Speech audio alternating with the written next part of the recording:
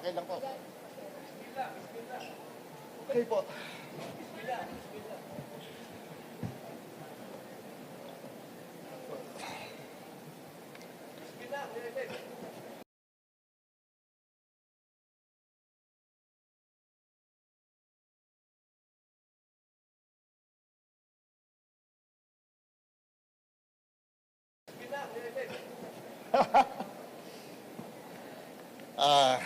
Magandang tanghali po sa kanilang lahat.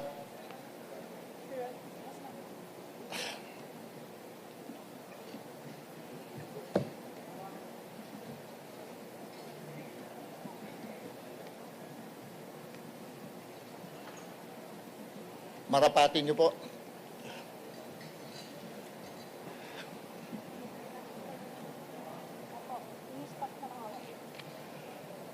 Habang nakatayo ako sa harap ninyo po, isang dedikadong magiging lingkod bayan at nakatuon ako sa pagtugon sa mga pangunahing issue ng humahadlang sa ating mahal na Pilipinas. Ang aking pong plataforma ay nakatuon sa kapayapaan o peace and order. Peace and order po, palalakasin ko ang ating ahensya ng pagpapatupad ng batas upang matiyak ang kaligtasan ng publiko tulad ng pagdadagdag ng budget para sa modernization ng ating mga kapulisan at kasundaluhan. Itataguyod ang mga programang nakabatay sa komunidad upang mas mapalakas ang kooperasyon ng publiko at pribadong sektor para sugpuin ng kriminalidad at susuportahan ang mga epektibong programa sa rehabilitasyon ng droga upang mabawasan po ang krimen.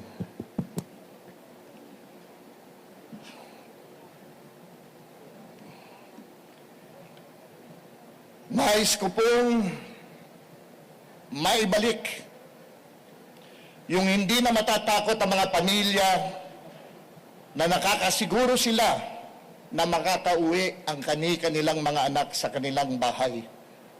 Na hindi makikidnap, hindi magagahasa, hindi mapapatay. Gusto ko pong siguraduhin na mabawasan, kundi man mawala lahat ng mga drug addicts na nagkalat na naman kung saan-saan. Sir, excuse me po. Sir, time is up. 2 minutes na. I-wrap up ko na lang po. Sige po. Thank Okay. you. Yan po ang aking plataforma. Ako po'y naniniwala na marami pa rin pong mga pulis na matitino. At huwag nyo lamang lalaliman ng inyong mga tanong. Nakaready na ako. Okay, first question. Nico? Yes, Nico Nico. Bagsik? Nico Bagsik. Magandang umaga po, sir. Sir, na-mention niyo po dyan po sa speech niyo na you're in favor of rehabilitation po, ano, when it comes to the drug addicts po. Does this mean na you don't agree po with the war on drugs of former President Rodrigo Duterte na libo-libo po yung napatay? Ay, hindi po. Ako po'y naniniwala doon sa ginawa niya kasi nakabuti dito sa atin. Pero ngayon po, ang sa akin naman, bigyan din natin ng pag-asang ma-rehab yung mga addicts. Kasi po, maski na mga addicts yan, meron pa rin pamilyang nagmamahal sa kanila. Bigyan din natin ng pag-asang makabalik sila sa lipunan. Follow-up na lang po, sir. Paano po natin sila mabibigyan ng pagkakataon na makabalik sa lipunan at kailangan rehabilitate kung napatay na po? Wala naman po ako sinasabing papatayan eh. Ang sinabi ko po, hulihin at parehab. Hulihin sila para mabigyan sila ng pag-asa. Kailangan, sa akin ho kasi, ayoko nung hinuli ko, pinatay ko. Ayoko nang ganun. Gusto ko mabigyan sila ng pag-asa. At tingin ko naman po, tama din yun aking sinasabi. Kung mali po, patawarin niyo ako. Yun po. Okay. Sir, Magandang umaga po. Yes, sir. Michael Rogas po from Radyo Pilipinas. Binabanggit po ninyo yung mga plataforma kanina. At Isa lang po plataforma ko, peace and order. Apo. Sir, bilang po isang artista, meron po ba kayong kakayahan na gumawa po ng isang panukalang batas para ho sa ganun ay ma-draft po at maipasa sa Senado ito po mga binabanggit po ninyong plataforma na ito? Opo. Bakit naman po hindi? Yun nga po ang nakakasakit minsan. Kasi po, ang tingin sa lahat sa amin, kami mga artista lang. Makikipagtulungan naman po siguro ako sa aking mga abogado. Makikipagtulungan naman po ako sa kapulisan, PIDEA. Lahat po yan. Hindi ko naman po aakuin lahat yan na gagawin ko na agad na batas. Kailangan po, meron akong oras din na makapag-usap sa kanila para maiayos ko ang dapat maayos. Sir, follow-up question lamang po. Opo. Aside po sa pagiging artista, ano pa ho yung inyong experience na maaari pong maging batayan ng mga botante para po kayo ay iboto? Simple lamang po. Siguro po sa loob ng ilang taon na pag-ikot ko po sa buong Pilipinas, nakikita at nakakausap ko naman po at nalalaman ko kung ano mga hinaing ng mga tao. At yun po ang aking pinakahawakan dahil nga po ako'y bumababa hanggang sa grassroots po ang pinupuntahan ko. Nalalaman ko po kung ano ang kanilang pangangailangan, kung ano po ang kanilang hinaing.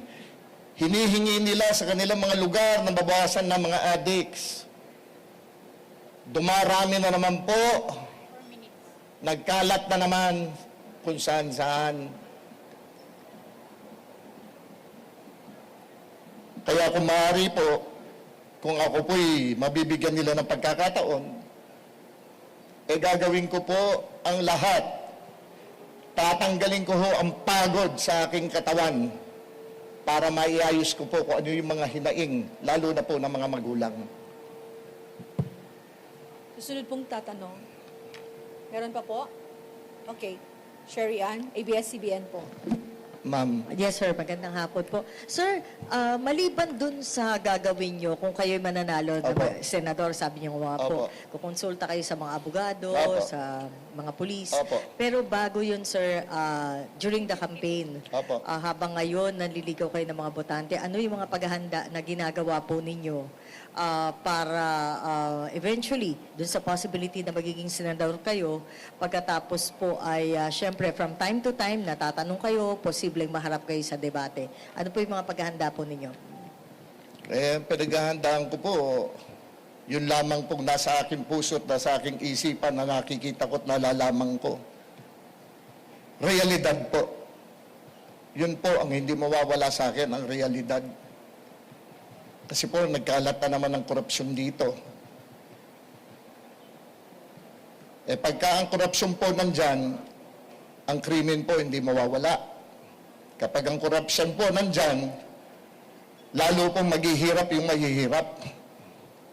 At kapag yung korupsyon nandyan, mapupunta na naman at maiisip na naman nilang bumalik sa droga. Kasi yun ang pantanggal ng kanilang pag-iisip sa kanilang kahirapan na nangyayari. Sir Philip, ano yung main motivation ninyo? Bakit sa dulo, naisip nyo, magsesenador ako? Bakit hindi ibang posisyon na mas nakadirekta sa tao? Bakit po Senado agad? Ang totoo po, mga tao po ang nagsabi sa akin tumakbo ko senador. Mga helpless and the hopeless po ang nagsasabi sa akin tumakbo akong senador. Yun po ang nagpapalakas ng loob ko. Una, ang ating Panginoon Diyos. Pangalawa, ang mga tao. So, if ever po, kung ano man po mangyari,